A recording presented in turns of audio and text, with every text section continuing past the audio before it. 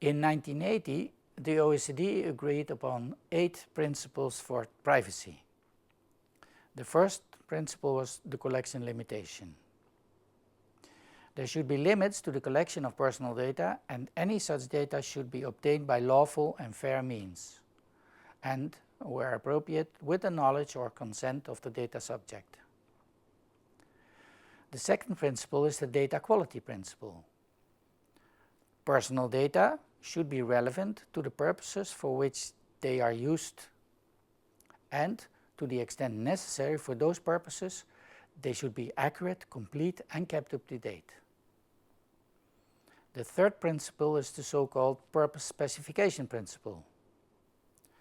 The purpose for which personal data are collected should be specified not later than at the time of data collection, and the subsequent use limited to the fulfillment of those purposes or such others as are not incompatible with those purposes and as are specified on each occasion of change of purpose. The fourth principle is the use limitation principle. Personal data should not be disclosed, made available, or otherwise used for purposes other than those specified in accordance with paragraph 9, except with the consent of the data subject or by the authority of law.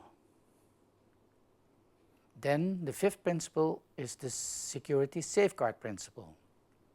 Personal data should be protected by reasonable security, safeguards against such risk as loss or unauthorized access, destruction, use, modification, or disclosure. The sixth principle is the so-called openness principle. There should be a general policy of openness about developments, practices, and policies with respect to personal data. The seventh principle is about individual participation, namely that an individual should be able to obtain data from a data controller or get confirmation of the fact that his data is collected by this data controller, that you are allowed to get access to it, eventually by a charge. And this individual participation principle is allowing the individual to get knowledge or to become knowledgeable about the data that has been collected about him.